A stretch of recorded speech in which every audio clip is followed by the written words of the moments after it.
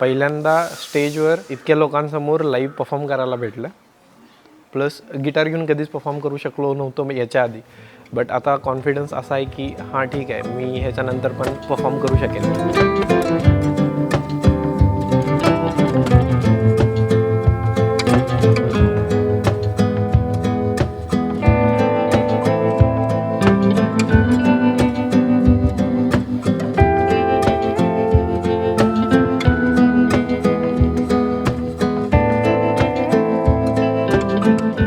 पहिली गोष्ट कोणी विचारणार पण नाहीये की बाबा तुझं काय अडचण होती आणि काय होती, पण तुम्ही सांगितलं तर समोरच्याला बळ मिळतं की यार माझी पण सेम स्टोरी आहे. प्रत्येकाची ऑलमोस्ट स्टोरी सेम असते. म्हणजे हे थोडे आपल्यापेक्षा 20 वर्ष 15 वर्ष पुढे आहेत म्हणून ह्यांची वेगळी असू शकते, पण आपण काहीतरी ही स्टोरी बघणार आहोत. एकदमच नवीन आहेत त्यांच्यासाठी पण ते उपयोगाचं ठरतं आणि मेन कम्युनिटीचा हाच फायदा होतो.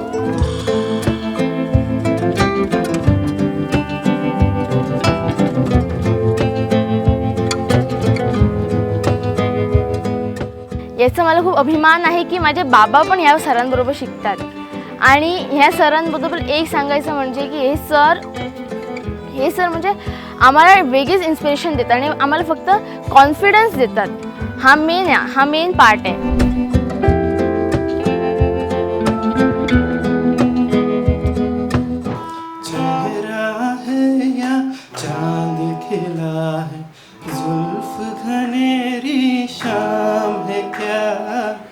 सागर जैसी आँखों वाली ये तो बता तेरा नाम है क्या. मी गिटारगिरीचा पहिल्या इव्हेंटला होतो 5 नोव्हेंबरच्या. त्या इव्हेंटला मी परफॉर्म केलेलं होतं. त्यावेळेसचा माझा एक्सपिरियन्स होता की मला माईक सेटिंग वगैरे याविषयी थोडीशी माहिती कमी असल्यामुळे आवाज वगैरे म्हणा थोडं चोरून गायलो किंवा मला वाटलं की ते सफिशियंट आहे म्हणून. पण आता इथे या परफॉर्मन्सला ते सेटिंग वगैरे काय असते, माईक सेटिंग त्याचा इफेक्ट काय असतो आहे आणि त्याबद्दल मला कळालं की आवाज थ्रो कसा करायचा आहे आणि परफॉर्म कसं करायचं. या परफॉर्मन्सची मला भीती अजिबात नव्हती. त्यामुळे कॉन्फिडन्स वाढला आणि ती सुधारणा झाली माझ्यात. लिरिकली गोष्टी लक्षात होत्या, त्यामध्ये पण सुधारणा झाली. आणि इथून पुढे सरांच्या प्रमाणे किंवा एखाद्या प्रोफेशनल आर्टिस्टप्रमाणे परफॉर्म करण्याची माझी इच्छा आहे आणि त्याचा मी गिटारगिरी थ्रू नक्की प्रयत्न करतो. मेरे हो तो मैं कुछ नहीं मांगू दुनिया से और तुम हो ही नहीं, तो मैं जीना नहीं चाहूँ दुनिया में और नजरों में मेरे एक जहाँ है जहाँ तू और मैं बसात है और वहाँ कोई नहीं तुम और मैं ही हैं. और आओगे ऐसे आओगे तेरी मेरी क्या ये राहें यूं जुड़ी हैं और राहों में भी जो तुम आए कभी हम तो त्याच गिटार शिकलेलं नव्हतं किंवा काय नव्हतं, पण त्या फिलिंग्स ज्या आहेत त्या मला ज्या बोलायच्या होत्या तर या गाण्यातून मला माझ्या शब्द माझे नव्हते पण या फिलिंग्स माझ्याच होत्या. यूं जुड़ी हैं और राहों में भी जो तुम आए नहीं हम तो फिर भी तुम्हें ही चाहेंगे जो तुम मेरे हो. तो मैं कुछ नहीं मांगू दुनिया से.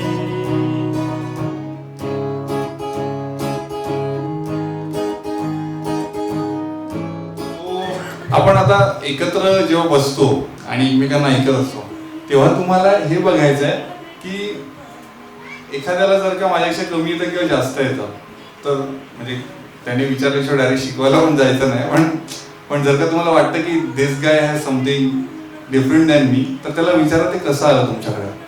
ओके, म्हणजे याची एककं असतील की ते यायला किती वेळ लागला. अगदी बऱ्याचदा आपण वेळ विचारत नाही त्याला की तुला प्रॅक्टिसला किती वेळ लागणार, डायरेक्ट विचारतो तुला येतं आणि वी स्टार्ट अंडर एस्टिमेटिंग असेल सेल्फ सॅबोटाईज मोडमध्ये जातो आपण. तसं नाही करायचं. आणि सांगणाऱ्याने पण एकदमच असं ह्याने नका सांगू की अरे होऊन जातं एकदम इझी असतं, आणि समोरचा अजून प्रेशरमध्ये येतो की यायला ह्याचं इझिली झालं आणि माझं होत नाहीये. म्हणजे I have been through it, everyone has been through it.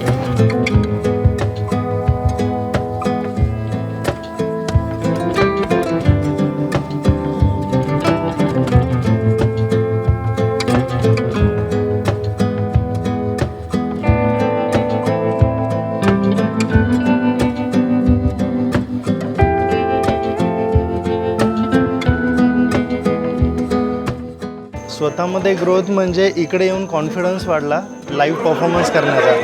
आतापर्यंत घरीच परफॉर्मन्स केले किंवा सरांसोबत जे विकली कॉल व्हायचे तिथे परफॉर्मन्स केले, आणि इकडे येऊन एक वेगळा एक्सपिरियन्स भेटला, ती जरा ग्रोथ जाणवते.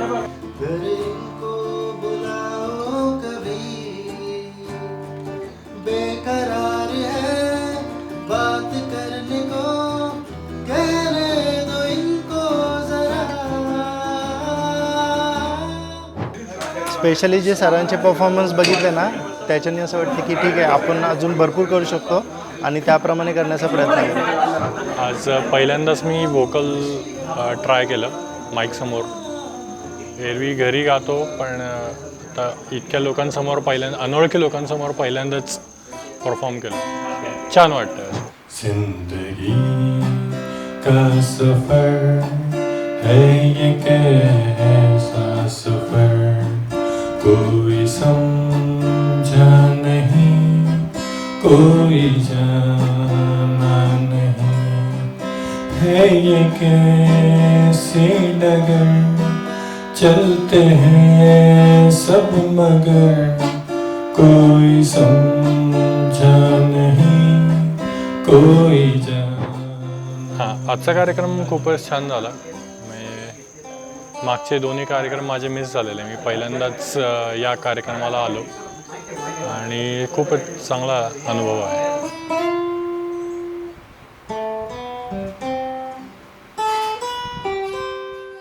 मी दरवेळी तुम्हाला सांगतो ना की आपल्या फिलिंग आता तुम्हाला म्युझिकली एक्सप्रेस होता येईल, नंतर तुमची भाषा पण त्या संगीतामध्ये जेव्हा गुंफायला येईल ना, तेव्हा अजून मजा येईल.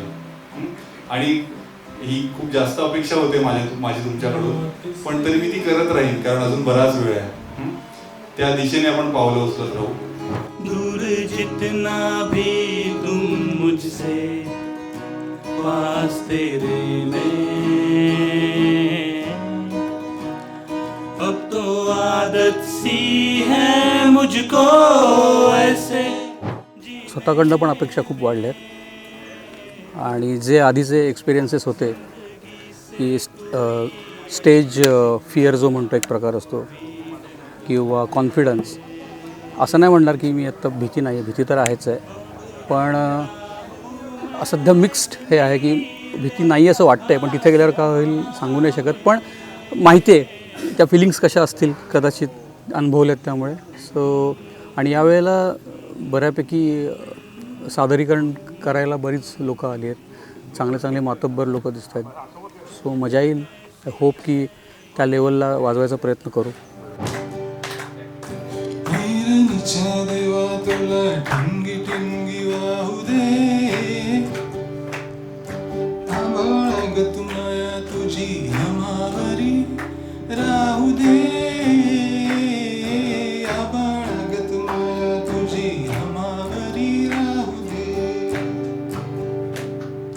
ज्यांचा ब्रेक झालाय खूप सारा, किंवा स्टार्ट कशी करायची हे कळतच नाहीये, प्रॉपर आयडिया काय हे तुम्हाला विकली कॉल्स किंवा एखाद्या व्हिडिओमधून सांगेन. आत्ताचा वेळ जास्त आपला क्रंचमध्ये आहे म्हणून, पण जस्ट मला आज सगळ्यांना हे सांगायचं होतं, जे कोणी स्टार्टपासून आहेत, अगदी तुमच्या सोबत आले जे फॅमिली मेंबर आहेत ना, ते सुद्धा प्रॅक्टिस करू शकतात. म्हणजे असं काही नाही आहे म्हणजे की तुमच्या नावाने रजिस्टर केलं तर तुम्हीच शिकलं पाहिजे.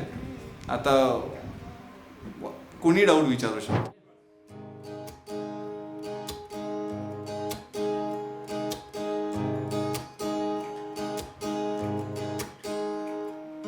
तू दूर का, कशी तू दूर का, मी असा मजबूर का.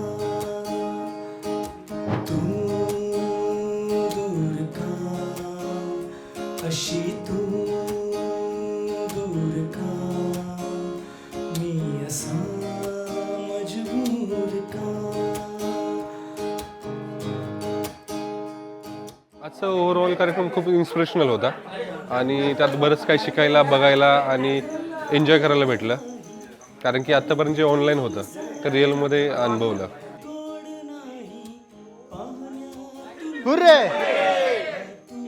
Hurray hurray